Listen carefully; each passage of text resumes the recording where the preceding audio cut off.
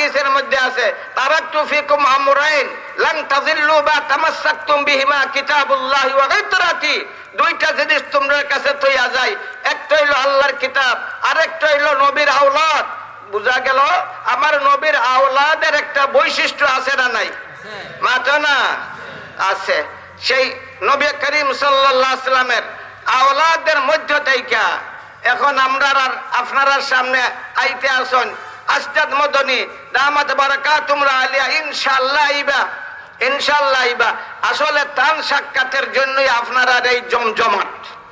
আসলে মাত্র না অপেক্ষা করবা, সারাদিন রয়েছে বাকি অপেক্ষা করবা।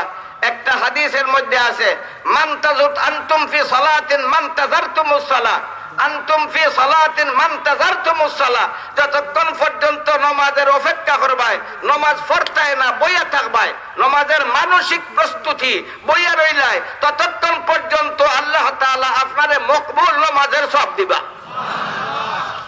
সেই মহৎ বুজুর্গ যার সিলসিলা কুতুল আলম সৈয়দ হুসেন আহমদ মদনী রহমতুল্লাহ আলাইহির মাধ্যমে নবী করিম সাল্লাল্লাহু আলাইহি সাল্লাম পর্যন্ত এরা শুধু নবীজির রক্তের সম্পর্কের সদস্য না, এরার সম্পর্ক রুহানি সম্পর্ক আছে। একদিকে আধ্যাত্মিক সম্পর্ক, আরেকদিকে রক্তেরও সম্পর্ক। মদনী রহমতুল্লাহ আলাইহির খানদানের সূত্র ধারায় আমরা যা দেখি, সর্বপ্রথম ইতিহাসের পাতায় যা পাই, সর্বপ্রথম সেই মদিনার সারিয়া রাশিয়ার যে নাসলা, তাইনের নাম মোহাম্মদ মদনী আল মারুফ ও নাসির তিরমিজি। মোহাম্মদ মদনী এরা ব্যবসার জন্য গেছেন না, ওই মদিনা সারিয়া ওই রাশিয়ায় ব্যবসার জন্য গেছেন না, চাকরির জন্য গেছেন না, আমার নবীর দ্বীনকে প্রতিষ্ঠিত করার জন্য গেছেন।